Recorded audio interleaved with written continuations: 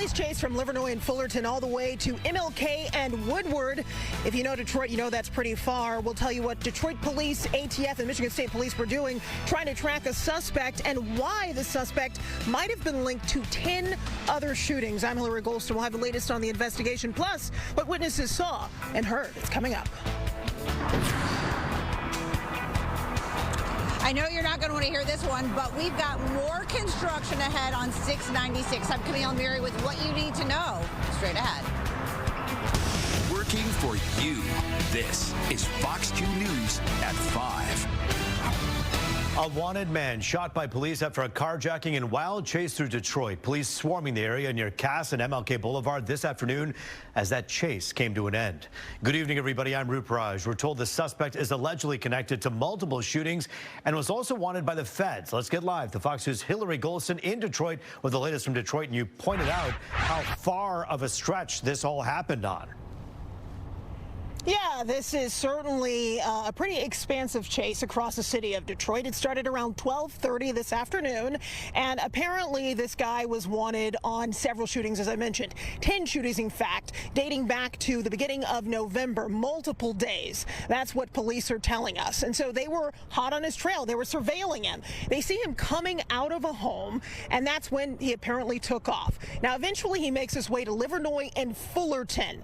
At that point, he carjacked someone. This is all according to police. He successfully gets in that car, pulls the guy who was in there out of the vehicle, ends up all the way over on Woodward and MLK. And at that point, this is where it all came to a close when Michigan State Police performed what's called a pit maneuver. We're going to get into that. But first, I talked to people who were around here, saw what happened, heard what happened. This is what they said. The police were out here, someone had gotten shot, and there was a truck that was flipped over. So the ambulance came, and now they have the block stripped off. It's ripped off. I mean, we can't go anywhere. Police say 10 minutes after investigators first encountered him, 3 agents with the ATF fired at the suspect. Eventually, he made it near Woodward and MLK. Michigan State Police performed what's called a pit maneuver and stopped him. Apparently, he got out. Police say with a weapon in hand, he ran around the corner where he encountered 2 more officers. They opened fire. But the reason that he was being chased, the multiple shooting incidents that he was allegedly connected to. Here's First Assistant Chief Charles Fitzgerald of the Detroit Police explaining the impetus for this chase.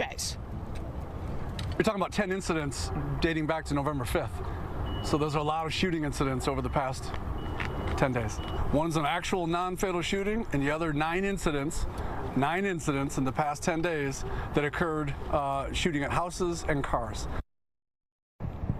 The information we have, the suspect is 29 years old. Apparently, he was taken to the hospital in critical condition. Police say that they did recover a weapon. Of course, their investigation is ongoing. You can see this intersection is still blocked off. Not sure when it's going to be open. Back to you, Roop.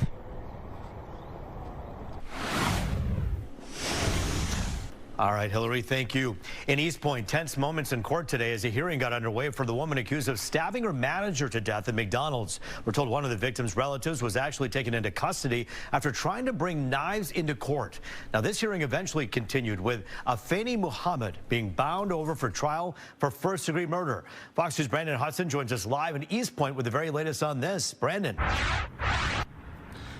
Yeah, Roop, that chaotic scene was just one of a couple of highlights from today's hearing. The other involves a video of that interrogation, which appears to show East Point police asked the suspect, Afeni Muhammad, why she stabbed her former manager, Jennifer Harris.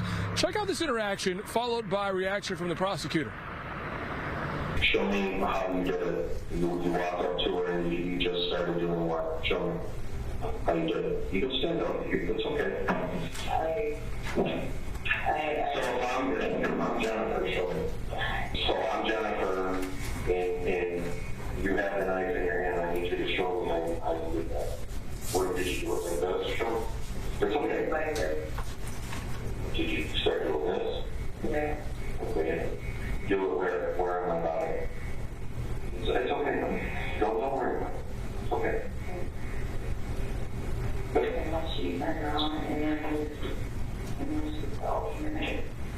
Did you get up? Did you stab her on the stomach? Or just I don't know. I might have. So, you mentioned somebody, you were heard a gunshot. As Miss Harris is working, prepping the food, she sets upon her and begins to stab her. There was no argument. There was no talking. So the prosecutor talked about how calm Afeni Muhammad was during this entire situation. Muhammad, who wore her hair natural in court, sat emotionless as the proceedings continued. The judge later determined that there was enough evidence of first-degree homicide and unlawful use of a weapon to go to trial. You may remember this crime happened back in July at an East Point McDonald's when police say Muhammad had an issue with her manager, Jennifer Harris. It reached a boiling point over an issue with clocking out for work. Prosecutors say Muhammad left the McDonald's, skated, prayed about this, and then came back and stabbed her manager. Now, during the interrogation, Afeni Muhammad said that she was bullied by her manager numerous times before. Afeni Muhammad's next court hearing will be December 2nd at 9 in the morning. Reporting live here in East Point, I'm Brandon Hudson, Fox 2 News. I'll send it back to you in the studio, Roop. Yeah, Brandon, looking at that video of her in that interrogation room, it seemed like she didn't have an attorney with her. Is she representing herself right now, or does she have an attorney there in court?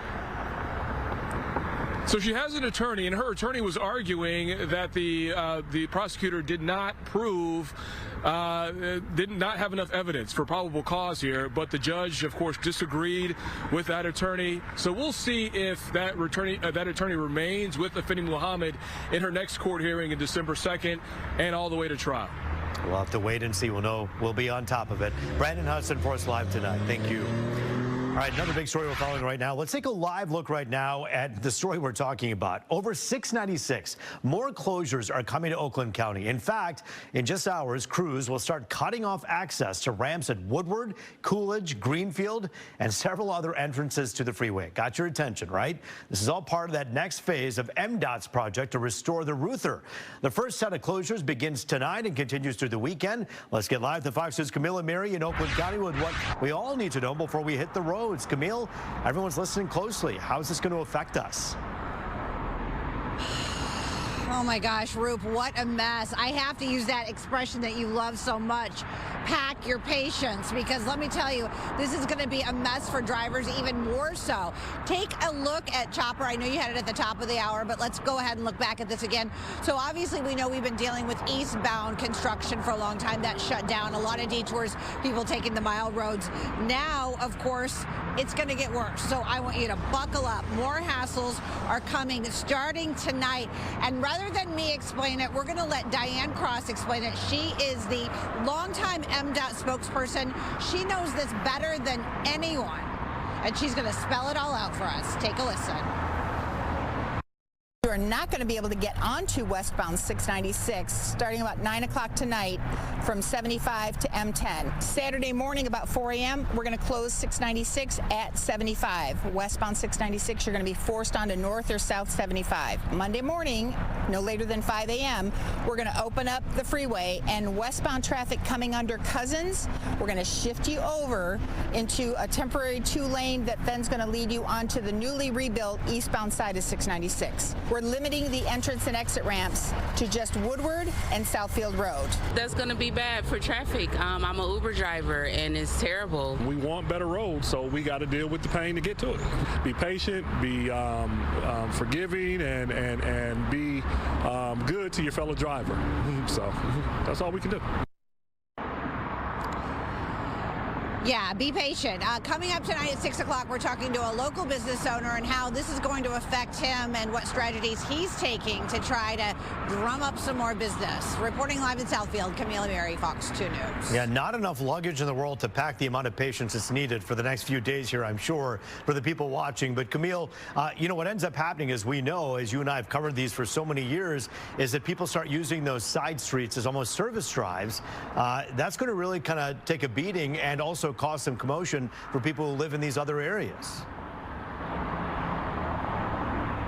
Yeah, and I mean, when you think about it, you know, not being able to get on and off the freeway, only being able to use Woodward and Southfield Road, that, of course, causes more problems. So if you can't get on or off, you're going to take the side roads.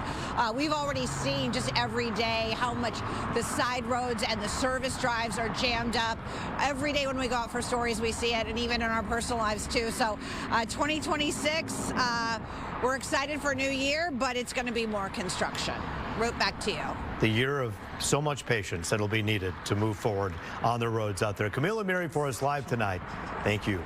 Let's take another look outside. This way, a little more pleasant than looking at the 696 construction. It's sunny today and warmer as we head into the weekend. Felt good out there. Fox 2 meteorologist Stephanie Mead walked our puppy outside today this morning, and it was like 8 a.m. and it was, you only needed a sweatshirt. It wasn't bad. It felt real great. It's still going to feel really great. And you know what? We better see those construction crews out there getting the stuff rolling for us to finally be able to use some of these roads. Live look over the city, though. We do have sunset right now. I think we have it within the next 3 minutes or so. So it was a great day today. Felt nice. Temperatures were pretty close to 60 degrees. We did not hit that. We hit about 59, but it felt really, really nice. And our numbers right now are still settling into the 50s, 54 downtown, 51 in Muskegon, 60s and 70s, even further south and west of the Chicagoland area, closer to like St. Louis and Iowa. They are seeing a few showers just a little further northwest of us into the Dakotas and southern portions of Canada. But this is our next system here. This is going to track to the south and southeast. So this is going to give us the potential for a few showers tomorrow. But we're also looking a lot warmer, too, and even more pleasant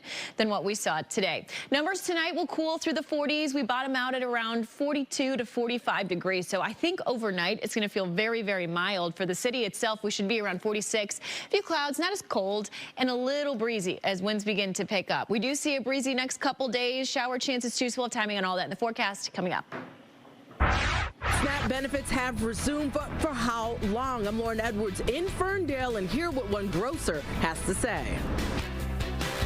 You've known